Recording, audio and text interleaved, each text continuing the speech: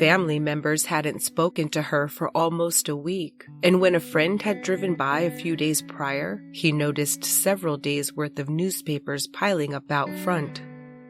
When police arrived, they saw nothing amiss in or outside of Margaret's home, so they had her nephew meet them there later to determine if anything seemed to be missing. He would say when interviewed that nothing in his aunt's home seemed disturbed, and so he went to the closet and looked to see if her favorite shoes or coat were inside. Spotting her shoe, he grabbed for it, appalled to realize it was on his aunt's foot. 98-year-old Margaret Douglas had been murdered, and police had no idea by whom. The only physical evidence found at the scene was a used and discarded plastic glove found dropped in Margaret's flower bed in the yard.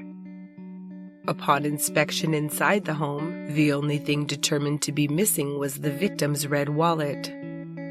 A former neighbor had been seen hanging around following the discovery of Margaret's body, and he told people that he was concerned because his DNA was going to be found all over the house. Police propelled him to the top of their very short list, however, they soon determined that he was just worried.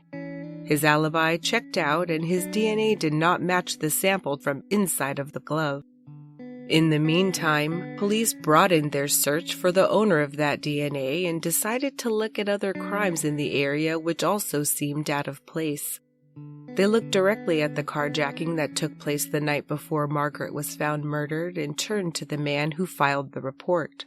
He tried to say that he had simply pulled over to help a young guy with a nice complexion and blue eyes, that he'd seen limping down the street.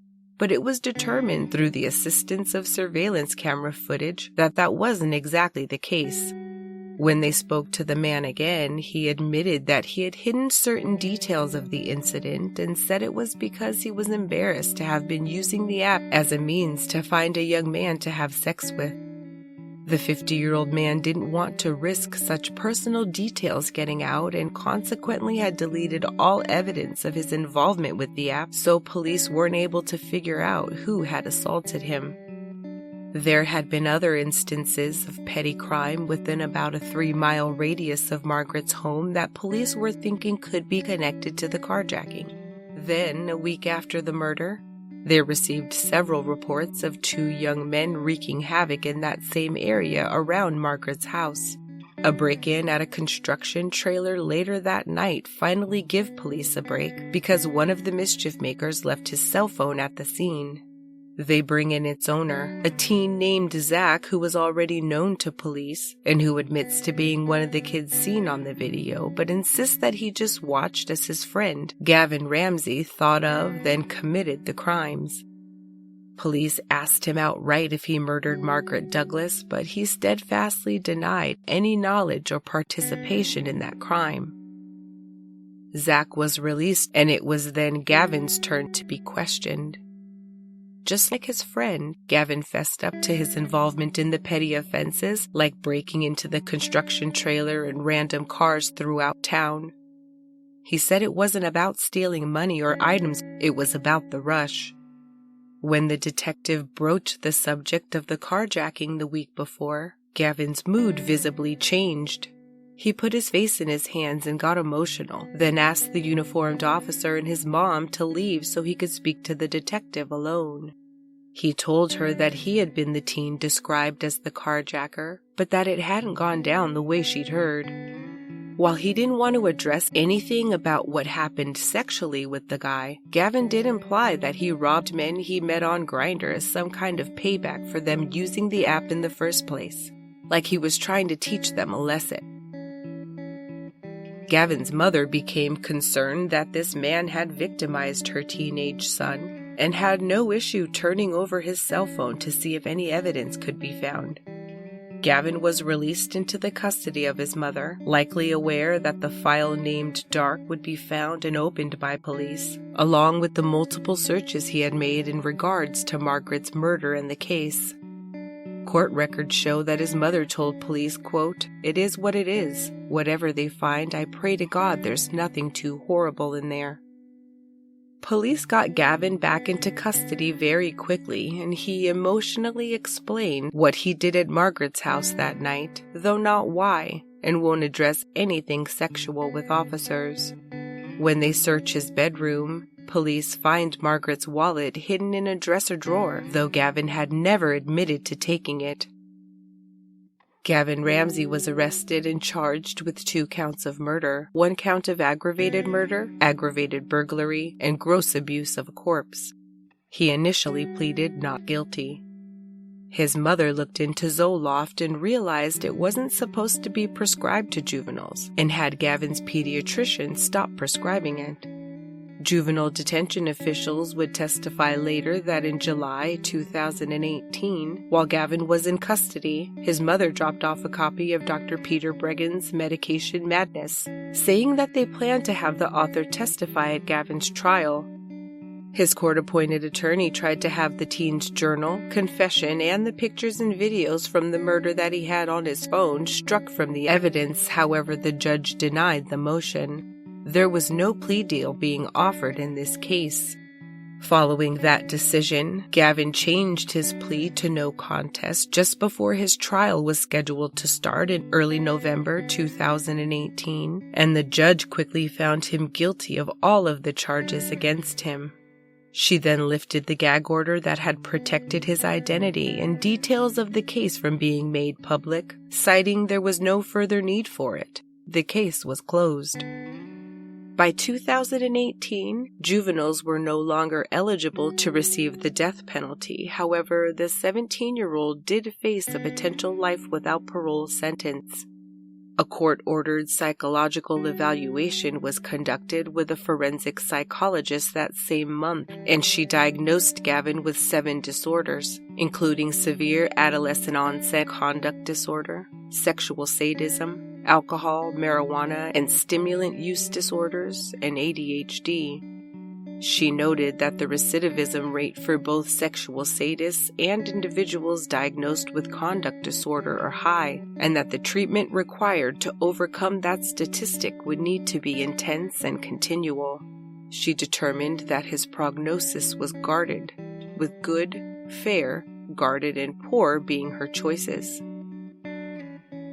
She further noted that, quote, he displays a callous disregard for the harm he causes others. He is criminally sophisticated and knowingly engages in crimes. He does not appear to be motivated to change his behavior. At his sentencing in early January 2019, a mitigation hearing was also conducted, allowing both the state and the defense to call witnesses to determine what other factors may have contributed to Gavin murdering Margaret Douglas. Since he pled to the indictment and no trial was held, this would be Gavin's opportunity to have his life experiences help determine his future.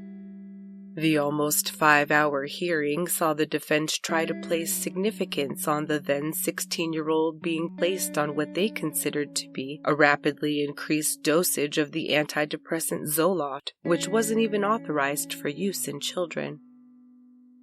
The state contended that Gavin had been in treatment for behavioral issues for 10 years before he escalated to murder, and that he wrote about his desire to rape and kill well before he was ever taking the drug. A report submitted by Dr. Bregan, author of Medication Madness, was also entered into evidence despite the prosecution's objections. During sentencing, the judge stated that the doctor presented, quote, involuntary intoxication by Zoloft as a factor in Gavin's crimes, but pointed out that Dr. Bregan also noted that when he asked Gavin how he felt while taking Zoloft, the teen told him he was usually under the influence of alcohol and marijuana and other substances, and really had no idea. And the prosecution proved their points, even without a trial and the opportunity to call witnesses and cross-examine any witnesses the defense would have called. 17-year-old Gavon Ramsay was sentenced to life without the possibility of parole, the maximum sentence he could receive as a juvenile offender. The judge called his crime, quote, depraved and premeditated, and of a nature not previously seen in this community. She found him to be, quote, irreparably corrupt, beyond redemption and thus unfit ever to re-enter society. She highlighted his previous admission that after murdering Margaret and sexually degrading her body after her death, Gavon said that, quote, "I didn't really feel like anything had happened." Gavon had this to say at his sentencing. "I'm so sorry for what I did. I constantly live in regret and shame because of it. I wish I had the words to express how sorry I really am." The sentence came down just as the state of Ohio was preparing a juvenile justice reform bill, SB 256, banning blanket life sentences and reserving them for only the most serious of offenders. The new bill has since gone into effect on April 12, 2021, and outlaws life without parole for most juvenile offenders, allowing them to apply for parole after serving 25 or 30 years, depending on their specific homicide-related crime.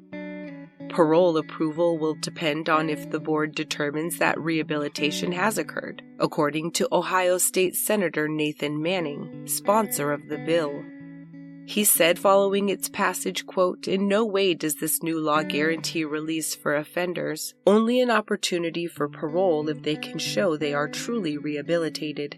The Supreme Court has declared the sentence of juvenile life without parole unconstitutional. Thus, SB 256 brings Ohio into line with federal law." The majority of juvenile offenders sentenced to life will be eligible for parole after 18 years, while those with sentences for homicide will be eligible after either 25 or 30 years. Gavon Ramsay is now 20 years old and is currently housed in Grafton Correctional Institute in Grafton, Ohio. He is now eligible to apply for parole after serving 25 years for the murder of Margaret Douglas, by which time he will have also served 10 years for the aggravated burglary, 10 years for kidnapping, and 12 months for gross abuse of a corpse. He was eligible to appeal the life without parole sentence within 30 days, which he did. However, his convictions were upheld. For more information on this case, check out the episode entitled Closet Murderer of the Oxygen Network show An Unexpected Killer. Be back soon with an all-new episode, but until then, lovelies, don't be scared.